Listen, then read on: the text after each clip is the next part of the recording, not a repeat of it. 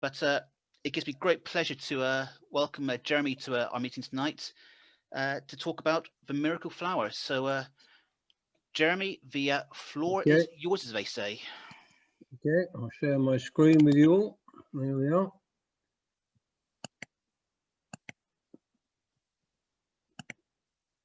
Well, thank you very much indeed for inviting me this evening, to talk about the miracle flower from Flanders to the Tower, about the story of how the poppy has become the symbol of remembrance. And this is one of 11 presentations in the Sacrifice and Remembrance series. And all these presentations, by nature of the name, talk about the sacrifice of our armed forces and how we remember them. From interest from audiences, these other presentations have been developed, all talking about sacrifice and remembrance. And the last in the series is a trilogy about the war in Vietnam. Now, none of these presentations do I talk about the rights and wrongs of going to war.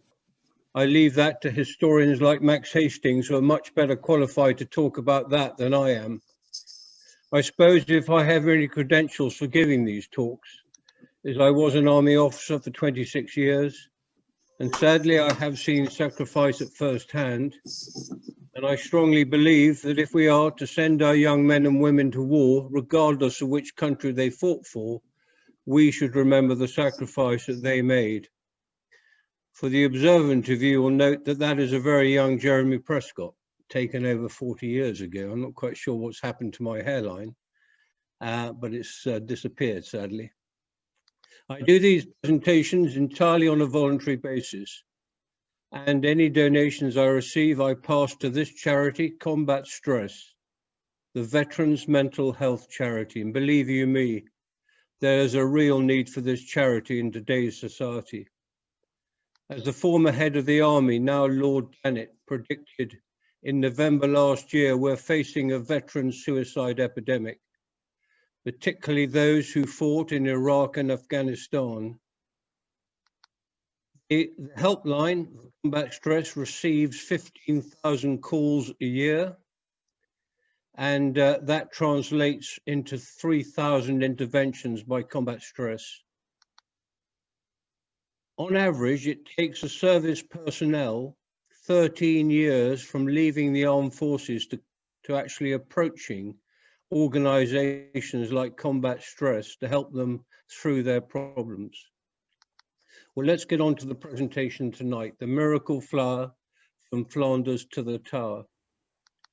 Our story starts with this young man, John McCrae, a doctor in the Canadian Army who served in the Boer War.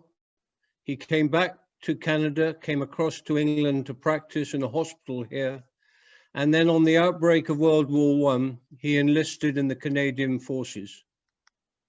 And these are his reasons for enlisting. Probably like many other young men, he didn't particularly want to go to war, but he felt it was his duty. And within a few months, he found himself at Essex Farm in the Ypres salient. And Essex Farm was a field dressing station, which received casualties from the front line. They administered basic first aid, and when they were fit to travel, they then moved them back to field hospitals.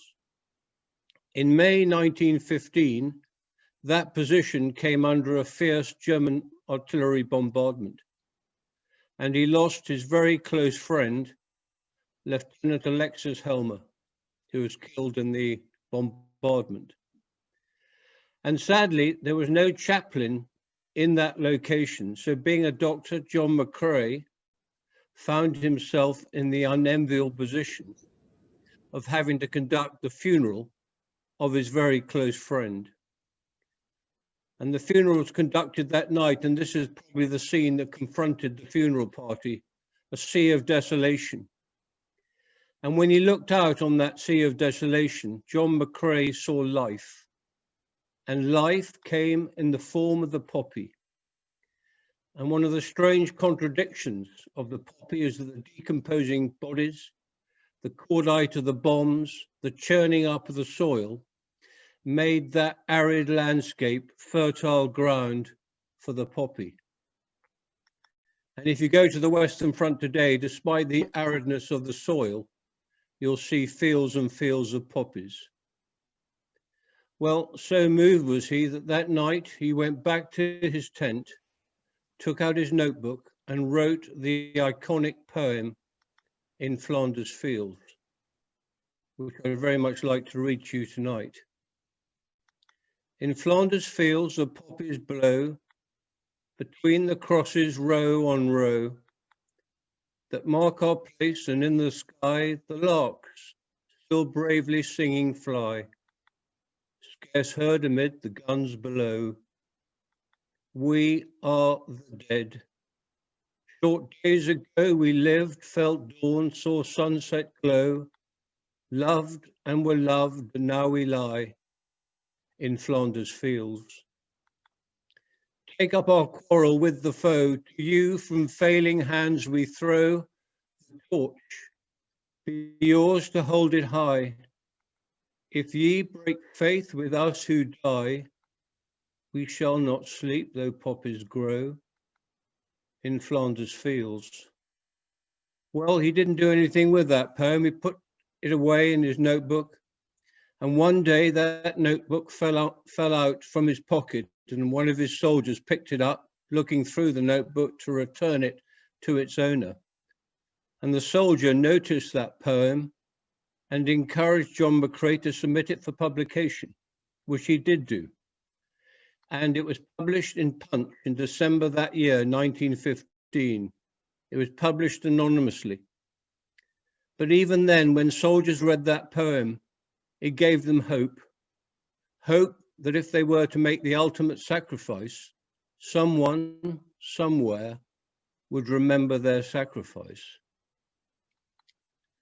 He got promoted. He eventually ended up as a lieutenant colonel. He didn't want to be promoted because it took him away from the soldiers he loved on the front line. And he ended up miles away from the front line in a hospital near Calais. Sadly, in January 1918, he died, not from enemy action, but from meningitis and pneumonia. And John McCrae is buried in Wilmereux Cemetery in northern France. Even in 1916, soldiers had identified with what the poppy stood for from that poem. They were plucking the poppy from the battlefields, placing it in their Bibles and prayer books in the hope that that poppy would remind them and remind others of their sacrifice. This is the oldest known poppy to be in existence, which was plucked from the Battle of Arras in May 1916 by Private Wroughton. It's called the Wroughton poppy. And in 1923, Private Wroughton, who pressed that poppy in his notebook, gave it to his girlfriend who was living in the same street. And these words rather sum up the life of a soldier on the Western Front and the life of a poppy: short, brave, and brilliant. Our story now shifts to America. Moina Michael, a teacher who identified with what John McCrae was saying in that poem, and she called the poppy the miracle flower. She was at a conference in New York a week before the end of World War I, and she was manning the reception desk at this conference, and on her desk she had this Ladies' Home Journal. And in between delegates coming into the conference, she was leafing through that journal, and she came across John McCrae's poem once again. She'd read it many, many times before, but she said on this particular occasion, reading that poem, it struck her like a spiritual intervention. She said, it's no good just thinking about the poem. I've got to do something tangible to make sure those words turn into meaningful action. So she went across to Wanamaker's store, bought 24 silk poppies, returned to the conference, laid them on her desk, and encouraged delegates to purchase a poppy for a small donation. And that really, in 1918, is the start of the poppy appeal as we know it today. And in 1948, he was recognized by the American government with this 3-cent stamp commemorating being the founder of the memorial poppy. The next person on the scene is Anna Guerin, another teacher, but this time from France. She was in America. She attended many of Moyna Michael's conferences to promote the poppy.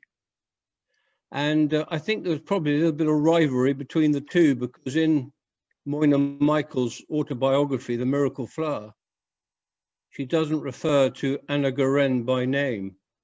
She calls her this French visitor. Well, Anna Guerin was particularly entrepreneurial. She traveled the length and breadth of America promoting the miracle flower as the poppy of remembrance. She was at this parade in Paris in July 1920, where 20,000 widows, French widows and their children, marched through the streets of Paris. And realizing the difficulties they had, she encouraged some of those widows and their children to make poppies. And she brought those poppies across to England and she sold them on behalf of the widows to the British Legion. And the proceeds went back to France to help those families lead their lives without the husbands. She made one critical connection. She befriended Field Marshal Lord Haig, and he laid one of the first poppies at the base of the cenotaph on the 11th of November 1921.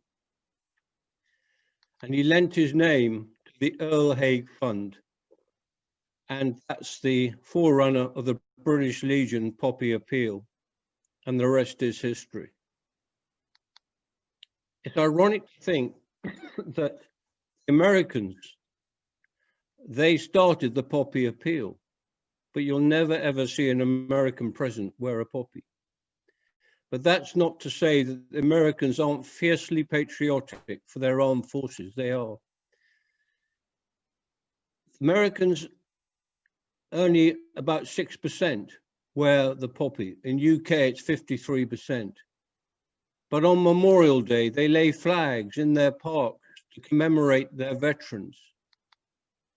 And on Memorial Day, they plant flags at the headstones of those service personnel killed in action. On Veterans Day, which is the equivalent of our Remembrance Sunday, instead of poppies, they have this ribbon, which they attach to their lapels. Our story now moves to England. And Major George Howson, Military Cross. He won the Military Cross in Passchendaele, serving with the Hampshire Regiment. And it became apparent to Major Howson the difficulties that soldiers had on their demobilization at the end of the war. The world was in a depression. And if you were leaving the services and you were disabled, there was little chance of you getting meaningful employment.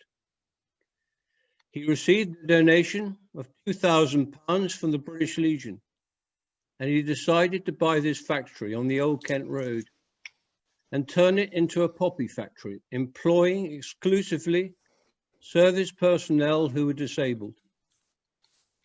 And this is the start of that factory and the Poppy Appeal. And the venture took off, and it got so large they moved the factory from that location on the Old Kent Road to Richmond. In 1928, he sent out some of his disabled veterans onto the streets of London, encouraging passers-by to take poppies from their trays. And on this particular occasion, the cellar was outside Westminster Abbey. And for some extraordinary reason, passers-by took their poppies but didn't put it in their lapels. They planted the poppies in the ground outside Westminster Abbey. And that became known, the start of the Field of Remembrance as we know it today. And 10 years after that, on Howson's deathbed, his nurses took him in this ambulance so he could have a last view of that Field of Remembrance, which started 10 years earlier. And the field of remembrance looks like this today. 100,000 white crosses with poppies attached, with inscriptions by the families of those killed in action. And they plant these crosses the Thursday before Remembrance Sunday, and they pick them up the Thursday following Remembrance Sunday and place them in these bags. They're incinerated, and the ashes are then taken across to the Western Front, where they're laid on the battlefields in northern France. The poppy factory still exists today, and I do encourage you, if you've never been, to go and have a visit. They organise morning and afternoon visits. They allow you to go onto the shop floor to see the disabled veterans making the poppies. And the only stipulation they make is that if you come across a veteran who's wearing headphones, that means that they do not wish to engage in conversation for their own reasons. Well, here we have some of the workforce making those white crosses with the poppies, the wreaths, the individual poppies that we wear, the poppies that surround the tomb of the unknown warrior, the wreath which Prince Charles lays at the cenotaph on behalf of the Queen, and the petals which come from the ceiling of the Royal Albert Hall on the Festival of Remembrance. And I don't know if any of you remember this scene of a Lancaster bomber flying over Green Park in London in the inauguration of the Bomber Command Memorial in June 2012. 1 million petals were disgorged from that Lancaster bomber. Our story now shifts to Afghanistan and the recent conflict. And once again, British soldiers found themselves patrolling in fields of poppies, but not the poppy you associate with the Western Front, the opium poppy. And sadly, Helmand province, where we operated, was the major source of the illegal drug trade, which brought opium across to Europe and to America. And one of the tasks of the British Army was to win the hearts and minds of the farmers who grew the opium poppy and tried to discourage them from doing so. But they failed in that hearts and minds process for one very good reason. Wheat gave them a revenue of 4.4 million. Opium gave them a revenue of 528 million. And that sadly forced the farmers into the hands of the Taliban, and the Taliban wreaked a terrible revenge on our forces. And we lost 453 service personnel in 13 years of war. Well, the end of that conflict in Afghanistan coincided with this fantastic project at the Tower of London, Blood-Swept Lands and Seas of Red. And the inspiration behind this fantastic project was Paul Cummings. He was a pottery expert from Derbyshire. And Paul had a vision that his factories would create one poppy for every soldier, service personnel who was killed in World War I from the United Kingdom and our Commonwealth countries. And he would have those poppies, 890,000 of them, planted in the moat at the Tower of London. And he was assisted in this task by Tom Piper, who was a theatrical stage manager. And between the two of them, they put together this project. They took the title, Blood-Swept Lands and Seas of Red, from a diary of an unknown soldier who's lying in no man's land, wounded. And this is what the soldier wrote in his diary. Well, they were given the go-ahead, and those poppies were handcrafted by volunteers, all individually made. They were placed in kilns and fired up, taken out of the kilns, repackaged and sent to a different factory where they were glazed red. And in June 2007, the first poppy was planted in the moat at the Tower of London by a beefeater. And over the next weeks and months, the poppies grew in the moat at the Tower of London until the entire moat was filled with these sea of red. 17,500 volunteers were involved in this project. 5 million visitors came to the Tower of London to see the display. Even Warhorse was a visitor to the Tower of London. And every evening at sunset, names submitted by the general public, 180 names each evening, were read out in a roll of honour to commemorate those fallen. And on the 11th of November, Paul Cummings handed the last poppy to be planted in the moat at the Tower of London to Cadet Harry Hayes from Guildford. And exactly at 11 o'clock on the 11th of November, Harry Hayes planted that last poppy in the moat at the Tower of London. The next day, the volunteers went back into the moat and they started to pluck the poppies from the moat. They cleaned them up, packaged them up, and they became for sale to the members of the general public at £25 per poppy. And that raised 9.5 million for these service charities. This particular aspect of the display went on a tour of the United Kingdom, the waving, weeping window display. And here we have it at Plymouth, my hometown Portsmouth, Carnarvon, and Lincoln, just to name but a few of the locations that display went to. And that display has now taken up residence in the Imperial War Museum in London, where it has a permanent home.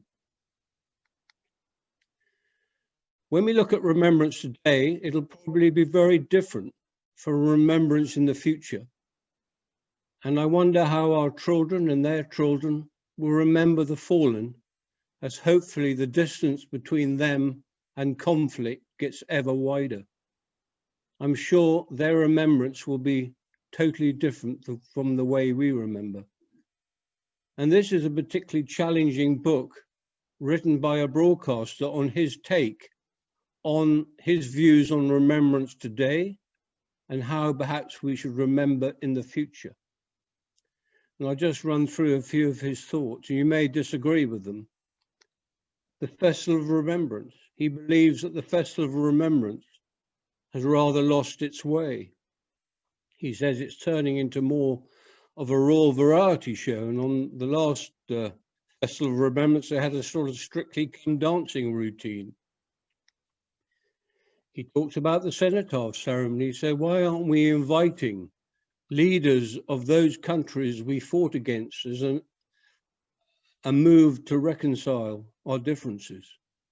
Well, for the first time that happened last year. The President of Germany was invited and he laid a wreath at the cenotaph on the 11th of November. He talks about the marching veterans. He said he has no objections to veterans taking part, and so they should, but he feels that marching to the sound of the marching bands is an air of triumphalism. And perhaps they should walk in silence past the cenotaph. Well, for the first time that happened last year. At the end of the ceremony, 10,000 members of the general public walked in silence past the cenotaph. He says perhaps we should place more emphasis on peace, not forgetting the fallen, but if there are no wars, then there'll be no reason to forget more people who are killed in action. And for the first time last year, the veterans formed a group called Veterans for Peace, and they laid a white poppy wreath at the cenotaph. He talks about the poppy, and he says, when we wear a poppy, who are we actually remembering? Because the magnitude of the sacrifice is so great to comprehend. And he has a vision that these poppies should be given a number, let's say 1 to 1,000. You buy your poppy, you look at the back, look at your number, You go home to your computer, look up the number, and there will be the biographical details of someone killed in conflict, whether it's a German civilian, German soldier, British civilian or British soldier. Someone who's killed is remembered on that poppy. And that, the first time, happened last year. This brooch, the Passchendaele 100 poppy, commemorated the 100th anniversary of Passchendaele. When you bought one of these poppies, in the box were the biographical details of one soldier who was killed in Passchendaele. Well, I'm sure you'll agree, the branding of the poppy is extremely strong. It doesn't need telling anyone what the poppy stands for when it's on the back of a bus, on a handbag, on a war memorial, on a building, on a park bench in Southsea, on a roundabout in a village in Devon, on these silhouettes of the White Cliffs of Dover. And even in Germany, in Munich, they have this display, never again. Well, the Poppy Appeal in 1921 raised £4 million. In 2018, it raised over £50 million to help veterans and their families. I think this year will be very different due to COVID-19. We will see less of the poppy sellers on our streets, and it'll be more online, getting poppies and giving donations. Well, I wonder what John McCrae would have thought, what his poem would have translated into when he wrote it in 1915. And I wonder what Moina Michael would have thought when she bought those first 24 silk poppies and laid them on her desk, which then started the Poppy Appeal and what it's become today.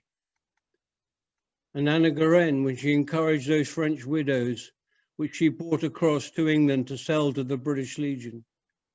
And above all, I wonder what George Howson would have thought. His investment of £2,000 in that factory on the Old Kent Road has now turned into a multi-million pound industry.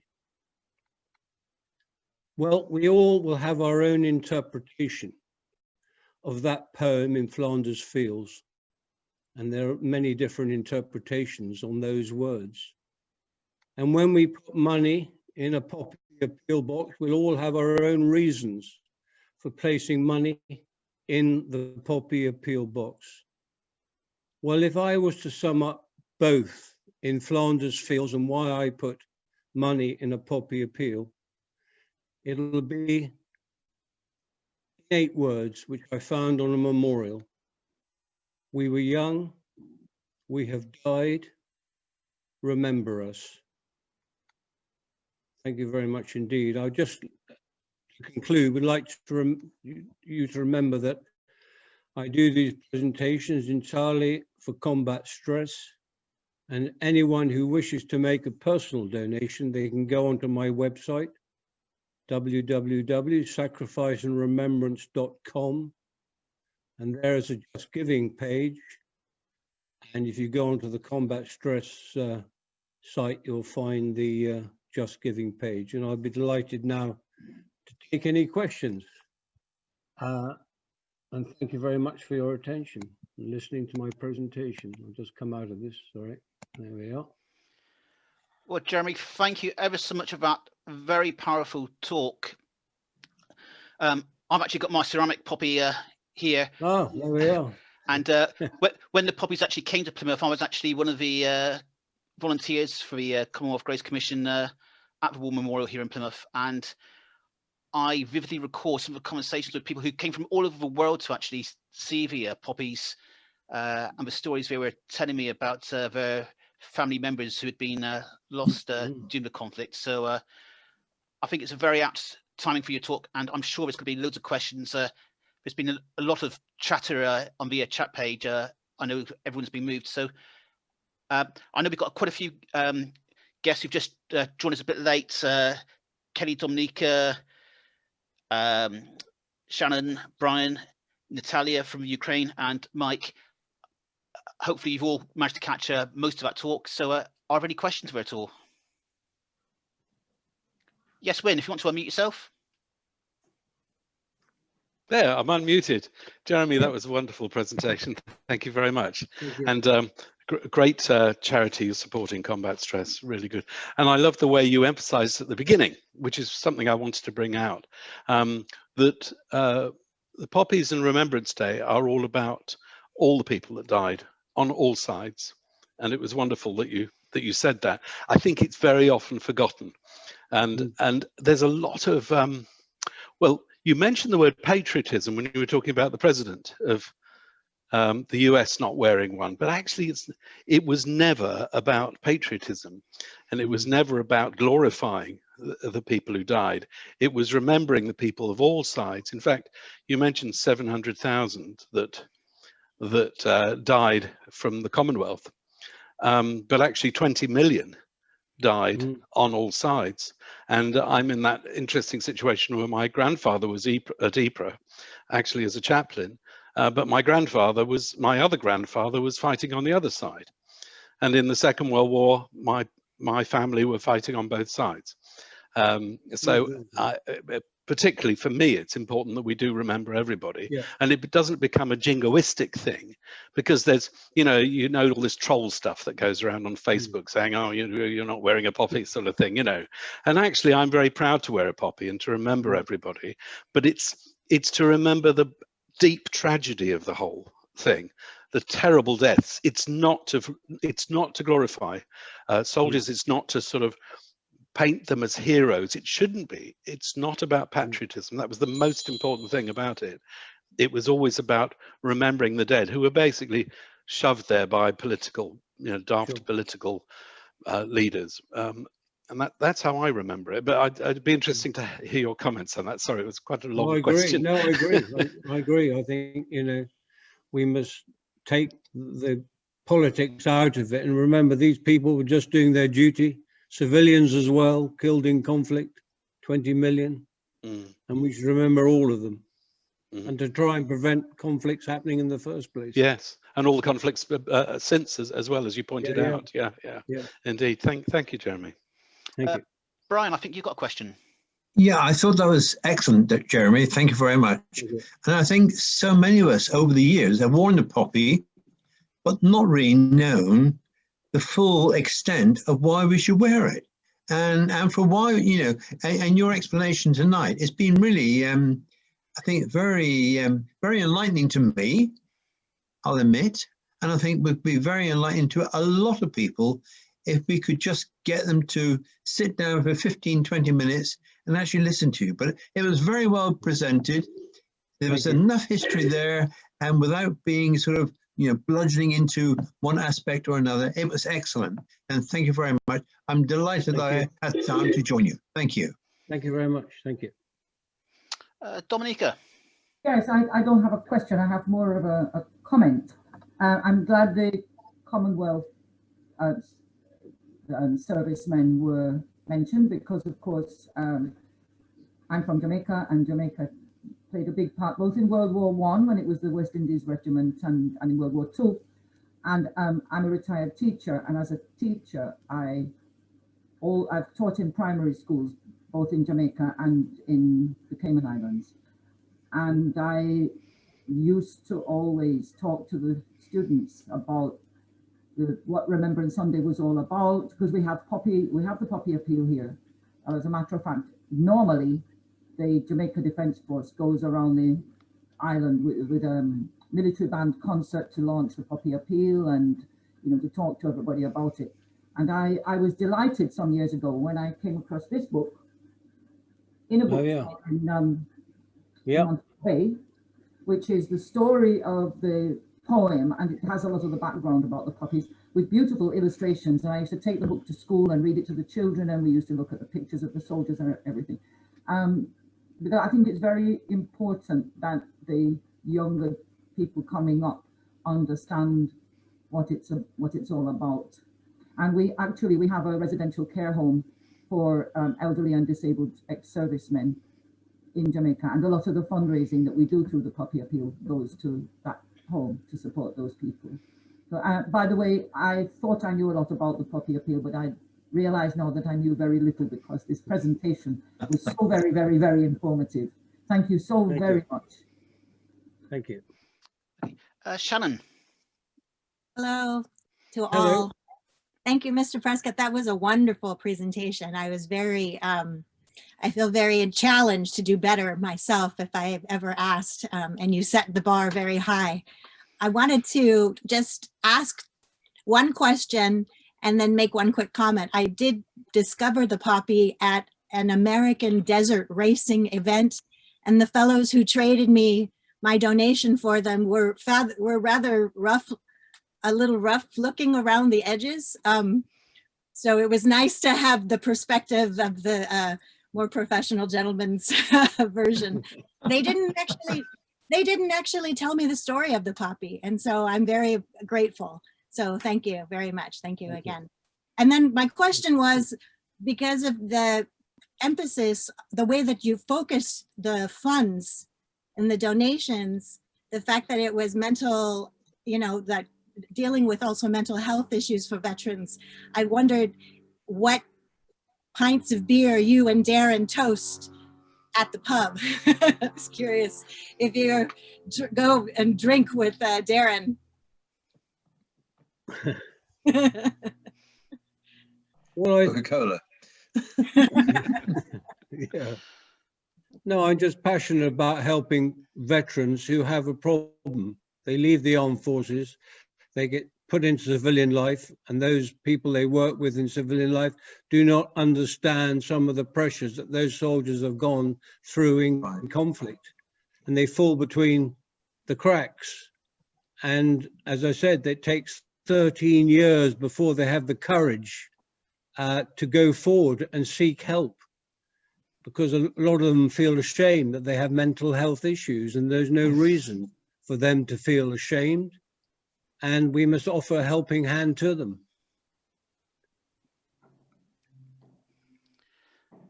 Okay, any further questions at all? Seeing none. Graham, could you give the vote of thanks, please, for the club? You'd have to unmute yourself.